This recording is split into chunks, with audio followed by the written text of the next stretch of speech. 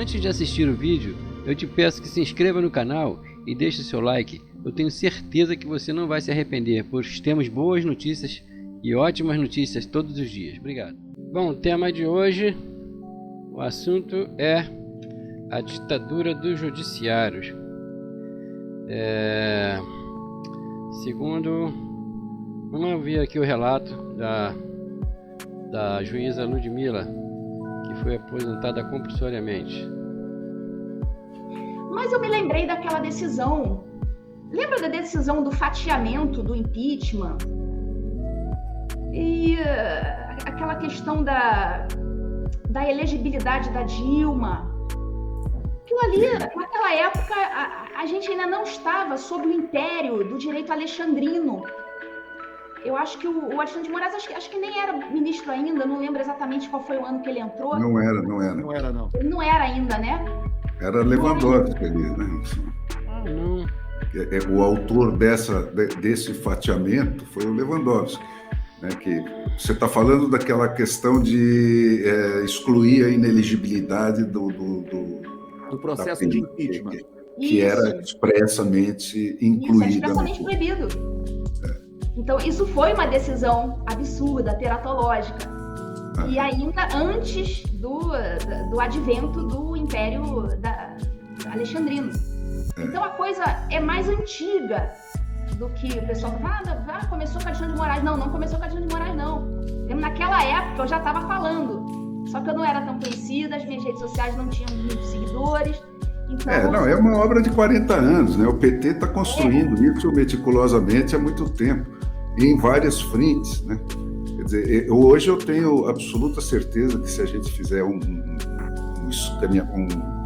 uma engenharia reversa desses regimentos internos da Câmara e do Senado, né, nós vamos descobrir quem que fez esse negócio, né, que você bota o presidente da Câmara e o presidente do Senado com o poder de anular a maioria estabelecida por 150 milhões de votos. Quer dizer, isso é uma construção, isso não acontece por acaso, né? Isso são coisas, são pecinhas que vão sendo postas, né, e eles vão ocupando esses espaços e a figura, o momento que você lembrou aí é de autoria de um dos colocados lá, porque era amigo da Janja de antigamente, como é que ele chamava? A Galega. O que o Fernão fala aqui, ele descreve no artigo dele mesmo, né, do Senado. Olha, ele fala sobre o PT. O PT foi criado por acadêmicos de esquerda, católicos da teoria da libertação e líderes sindicais. Mas, pensando bem, o que tinha a nata dessa escola de oportunismo amoral e corrupção, que sempre foi o sindicalismo atrelado ao Estado, pela teta do imposto sindical de Getúlio Vargas, a ver com os acadêmicos de esquerda e os teólogos da libertação há 35 anos, duas das expressões mais extremadas da exacerbação idealista e ideológica do século XX. Então isso já existe, essa influência do PT no judiciário começou lá nas faculdades, nas universidades, na década de 80, já no regime militar ainda, né? Eu me lembro que eu estava fazendo a faculdade ali no Rio de Janeiro, centro do Rio. Os professores, ciências contábeis, contabilidade, os professores de economia indicavam Engels e Karl Marx, livros que os professores indicavam, na cara dos militares. Ali já existia uma infiltração ideológica nas faculdades, nas universidades. Então é isso que ele fala aqui, né? Depois se corrompeu. Tem aqui, se quiser assistir, depois aqui é senado.leg.br. A hora de amadurecer, de Fernão Lara Mesquita. Então, voltando aqui ao vídeo. Ele virou ministro do Supremo porque ele era amigo da Galega. Então, e assim vamos, né? Então eu não sei, eu não me lembro naquele momento quantos ministros já eram do Lula, mas já era um monte, né? Do Supremo. Naquele momento que o Lewandowski deu essa canetada aí. Talvez... Tinham para todos, acho que, com exceção do Alexandre, né? Que ainda não estava. Atualmente são dois, só tem dois do Bolsonaro, né? Que é o terrivelmente evangélico e o Cássio Nunes. E o Gilmar Mendes, do tempo ainda parece do Fernando Henrique Cardoso. E o resto é tudo de Lula. Ele agora vai sair Lewandowski, ele vai indicar mais outro.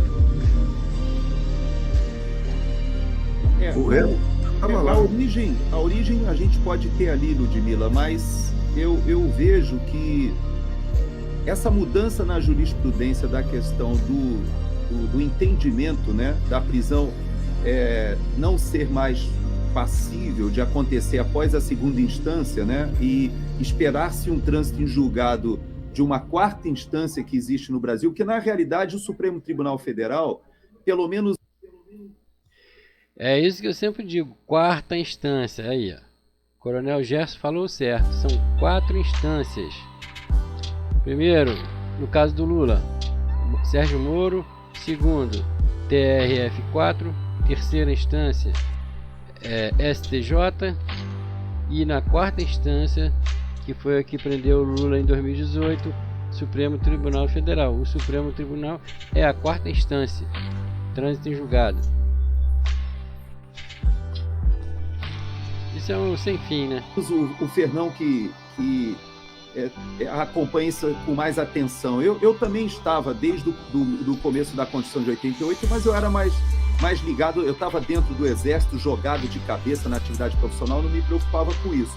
Mas me parece que esse entendimento da prisão em segunda instância, ele não era uma preocupação nossa, porque as pessoas eram de fato presas, algumas até ainda na primeira instância, quando representavam um perigo, depois, logo após ali, a revisão por um colegiado na segunda instância. E quando se faz essa mudança, esse novo entendimento circunstancial, até para atender essa especificidade do presidente Lula, nós temos consequências gigantescas no meu entendimento. O Sérgio Cabral, que eu coloquei aqui como provocação, é só um exemplo, mas nós temos diversos outros exemplos, inclusive de traficantes, de perigosos, etc.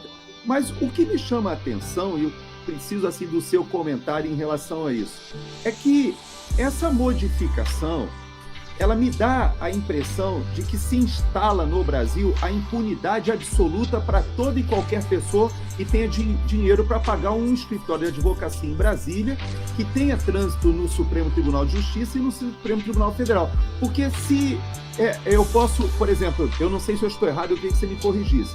Eu posso, por exemplo, assassinar uma pessoa, inclusive ser réu confesso, mas contratando um bom escritório de advocacia, eu jamais serei preso, ainda que seja réu confesso, porque serão tantas possibilidades de recursos e de embargos e uma série de instrumentos que esse trânsito em julgado jamais acontecerá, ou a pena prescreve, ou se não prescrever eu já morri, porque eu já fiquei com uma idade muito avançada. É esse o entendimento? Uma coisa que eu estou observando aqui, uma ex-juíza, né? As pessoas boas, os bons profissionais se aposentam, perdem a voz, são mandados embora. Aqui, ó, a juíza Ludmila, ex-juíza, ex-jornalista do Estadão, Fernão Lara Mesquita, e um ex-coronel da reserva, ex-coronel. Quer dizer, todos sem voz, né? Tem voz, mas não nos seus cargos. Que não podem falar, não podem, tem que se omitir, são silenciados quando estão ativos. Com certeza, Gerson.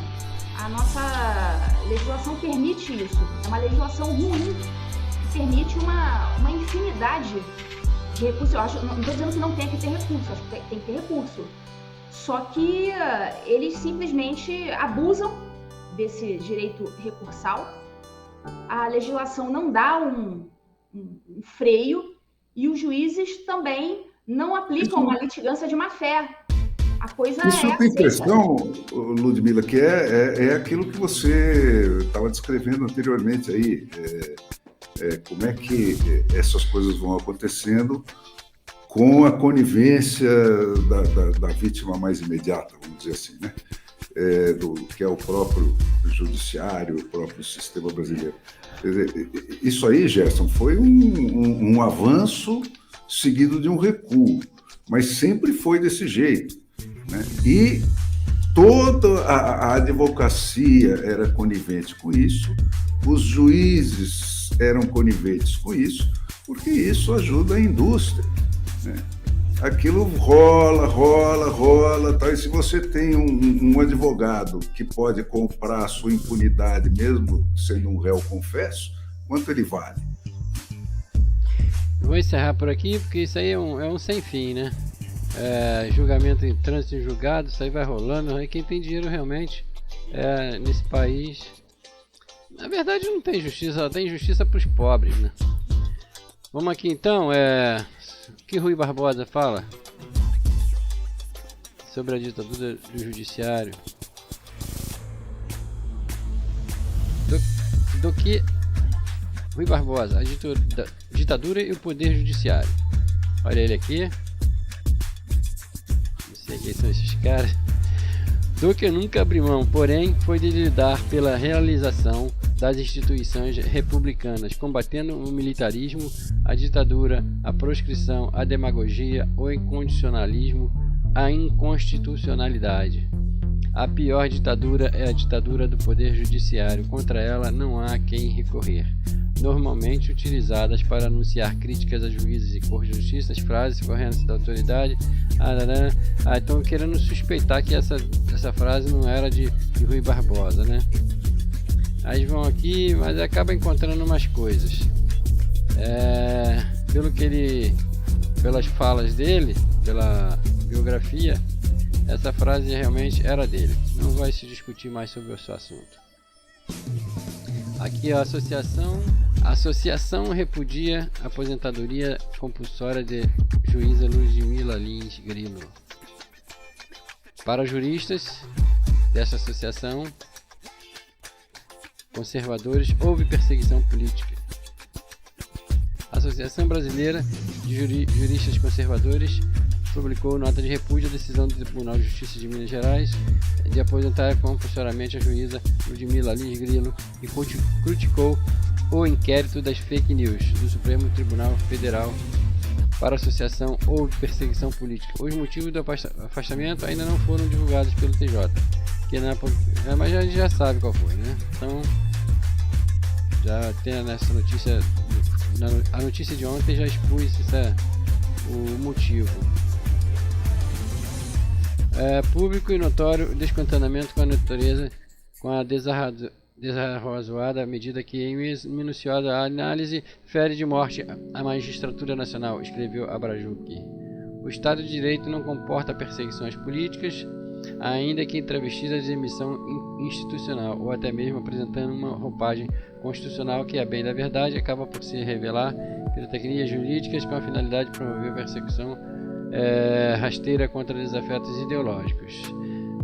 Por falar de desafetos ideológicos, temos aqui, vamos encerrar com essa notícia aqui. Falando em ideologia, né? Falando em julgamentos, falando em militância política, juiz que condena Bolsonaro em 30 mil tem atuação político-partidária declarada em redes sociais. Notícia de 24 de maio de 2023, de horadebrasilia.com.br. Por meio de denúncia, a redação tomou conhecimento do posicionamento político-partidário do juiz Cássio André Borges, que atuou no caso da condenação de Bolsonaro a pagar 30 mil ao senador Omar Aziz por danos morais. Inclusive, o juiz usa as redes sociais para manifestar opiniões abertamente, opiniões partidárias contrárias ao ex-presidente desde 2019, ano em que o Conselho Nacional de Justiça editou a Resolução 305 com regras sobre manifestação deles no ambiente digital, proibindo que magistrado... Blá, blá, blá. Só que isso, aqui nós temos o cara ser juiz, julgar o Bolsonaro, e ele não é suspeito, gente? Olha, é um juiz parcial, ele é parcial demais. Da série O Herói dos Minions, Cássio Borges. Vamos outra. Vamos lá. E outra aqui. Olha o que ele fala nas redes sociais dele. Esse juiz já não era também para ser aposentado compulsoriamente? Há muito tempo, desde 2019, a fascistas. Como é que o juiz chama as pessoas de fascista, rapaz? Na rede social dele não acontece nada?